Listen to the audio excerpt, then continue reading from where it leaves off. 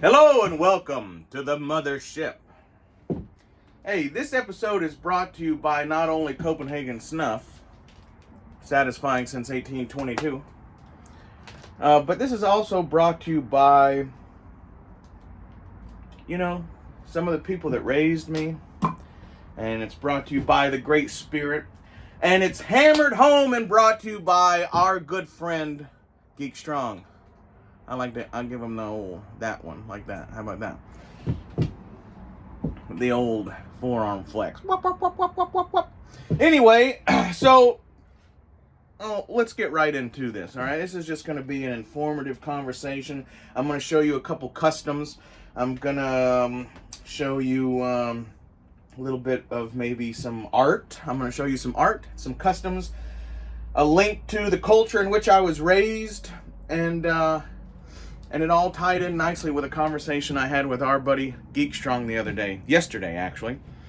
And this also comes about not only with the conversation with Geek Strong, but the awesome Red Ryder BB gun video that he dropped yesterday.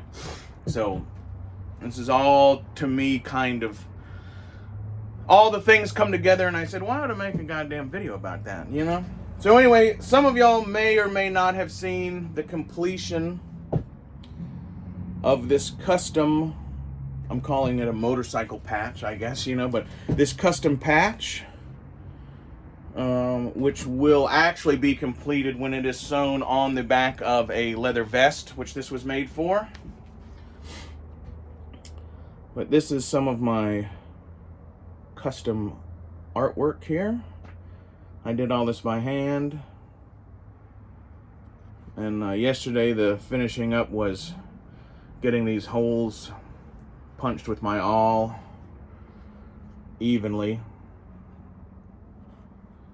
But so I had made a reel or something, or maybe a short, I don't remember, but I kind of showed it off slightly, and then Geek Strong showed me a magnificent piece of art that his lovely wife made, which I was very impressed with. And they complement each other, I guess. My work made him think of that, and when I saw it, I realized why he said that. But so this is, of course, my rendition of the famous End of Trail. Y'all can look that up, the history of it. I'll give you a little close look at some of the engraving detail. A little bit of scroll work on his saddle blanket, buckskin fringed jacket, contoured hair for the horse, stone spearhead. Just thought I'd give you a little bit of the little closer look. But so the way this comes about in my head, the reason for this video, is I showed this off, and then Dino showed me a wonderful piece of work that his wife made in a native inspired, right? Then he showed me, then I watched his video on his Daisy Red Ryder BB gun. And so to me, I got the two things going together in my mind, and I wanted to show you some customs that I made. So this right here, this is a cap gun, okay? But this is a cap gun that I have customized as a spiritually native firearm. I have the sinew wrap, feather, sinew holding the handle together. Most cool Native American decorations actually have to do with repair work. So, and we'll see one of those in action here in a moment. But this is this is just a regular cap gun. Shout out to Joneser and Wild Bill. I hope you guys went and saw their Lone Ranger. I don't have any caps though. I hope everybody went and saw their Lone Ranger live stream. It's awesome. So this is something I hang on my son's bedroom wall. I don't know if has anybody ever been to the battlefield of Greasy Grass? Yeah, you people probably know it more as a Little Bighorn. But if you go there, it's one of the highest concentrations of Native American captured firearms, and they're beautiful, and they're repaired, and there's a lot of cool things going on. This is another one I did. This is another custom.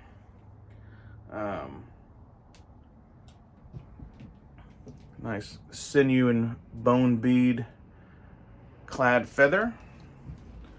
We have a studded stock, which is very much, this side has been equipped with these hangers, as my son is still a little bit too young to play with this, but you know, I hang it on his wall. One day we'll teach him how to John Wayne it like that.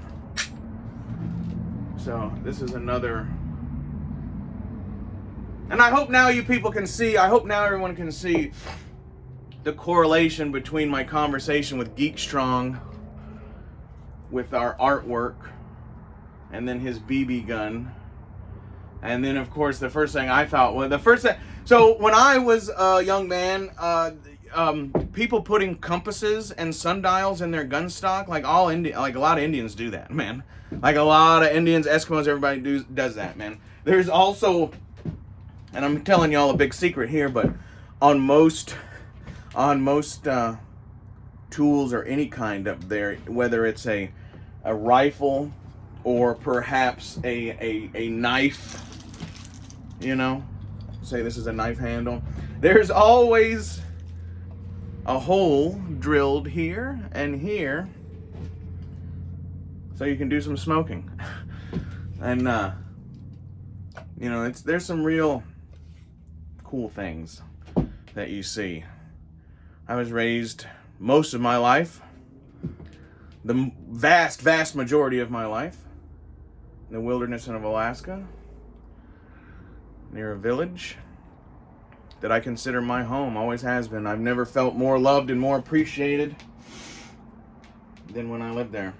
Well, let's go into a couple more. So these are some native inspired customs. If anybody wants to look at, you know, check out, you know, I think you would Google maybe Native American captured firearms, Little Bighorn. Go to Google Images and you can see an amazing amount of beautiful primitive artwork done by natives on, you know, on rifles and stuff.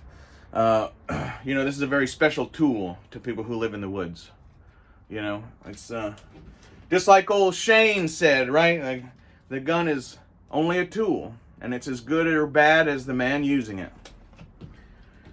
And in Alaska, the majority of the reasons we use it is to feed our family and to keep our wives and children and grandparents from starving to death. So it's a very important cultural idea. This is an H&R 4570. I carried this gun for many years.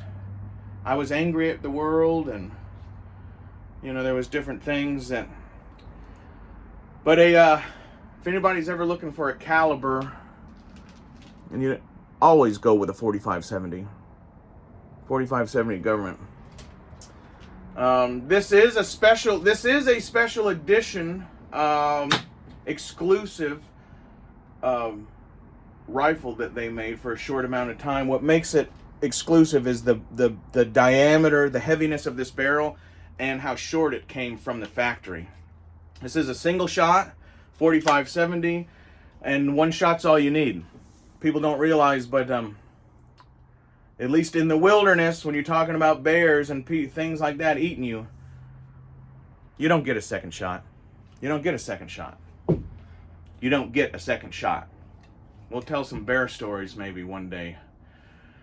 But this has been customized. I cut the forearm off quite a bit further than it should be, than it originally was. And, you know, I love a good brass stud, baby. I love a good brass stud. One of the things I do want to say as a tool, one of the great things about this rifle being so short, compact, is a person can carry it down at their side, and the barrel is, the barrel's touching me just slightly below the knee, right? And so this is a weapon that you can carry down at your side and not worry about sticking in the snow and stuff like that.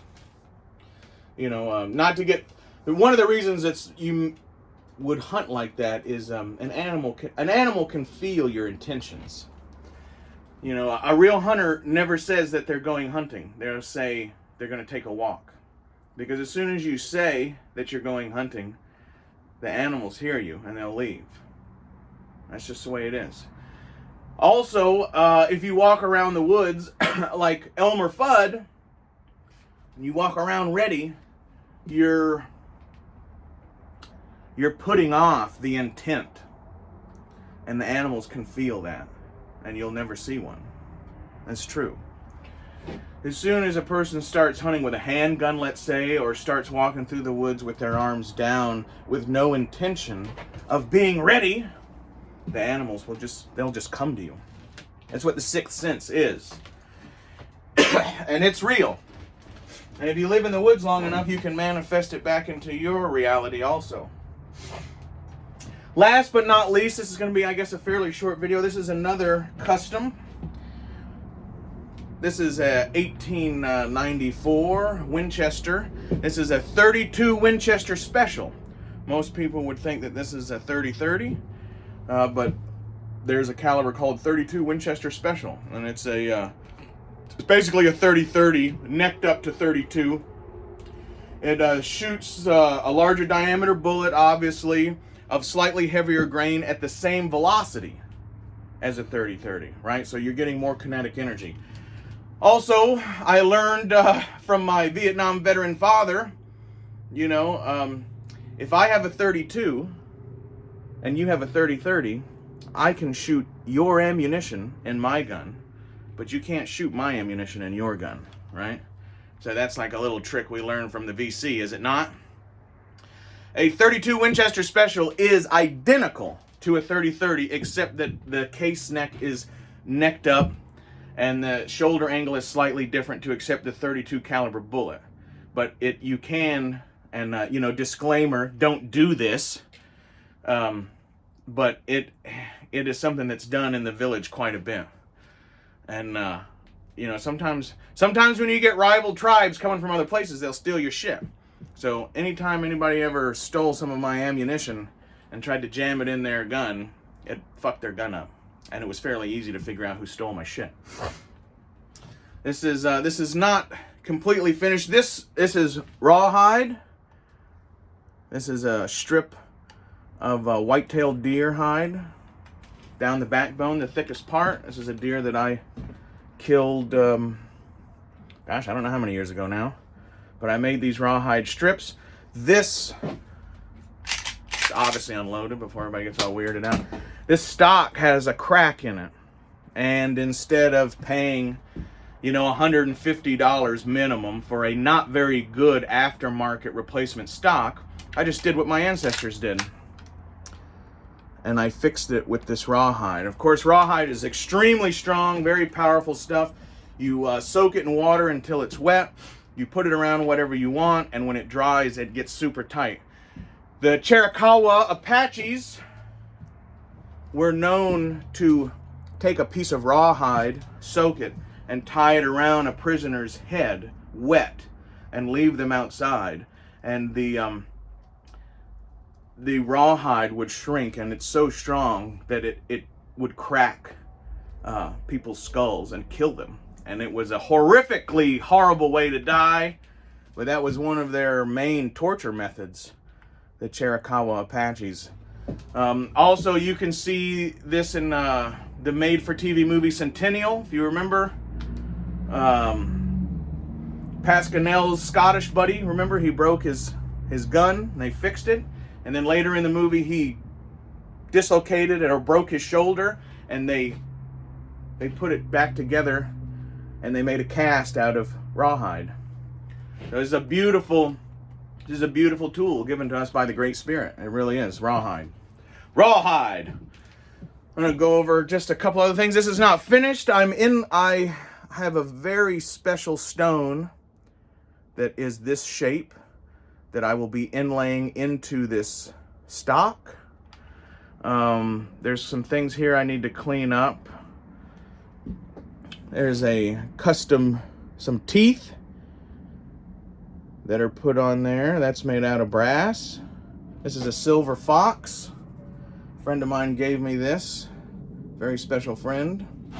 This has a custom leather butt plate. Under this butt plate, most all native rifles, and like shotguns and stuff, will already have a hole under the butt plate.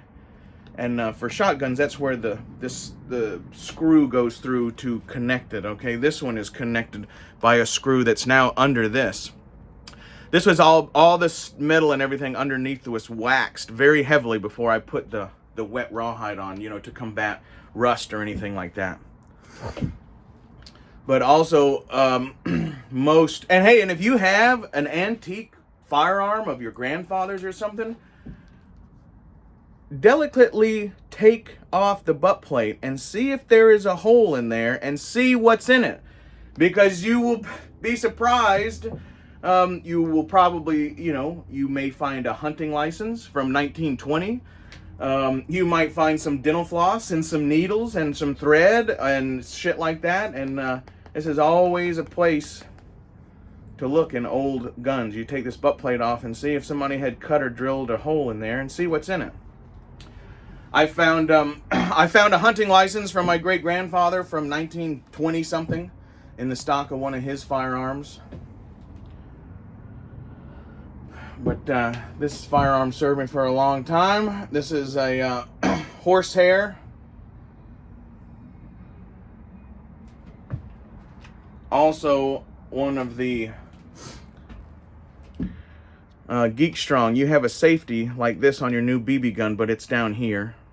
It's down here. It's not up here. But the problem, see, the government started making firearm manufacturers put in a crossbolt safety, even though a lever action firearm really doesn't need it, right? This is the safety. You have a half cock.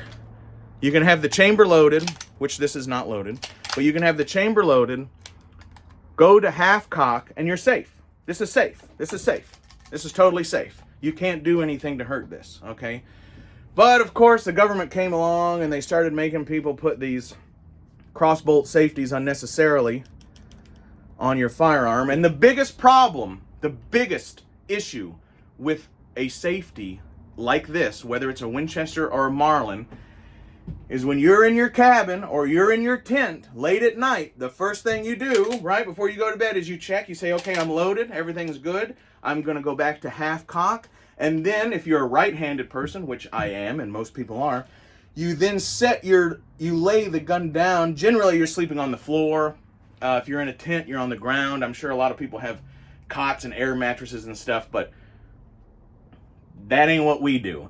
You know what I mean? We don't pack in shit you don't need, okay? And like air mattresses number fucking 1, you don't need.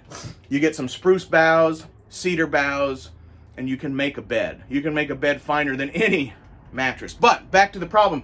The issue is with a safety like this, all safeties, including the one you have, Geek Strong, if you're ready to shoot, pushing this way makes it fire because it's natural. You're ready to shoot, take the safety off, squeeze the trigger, right?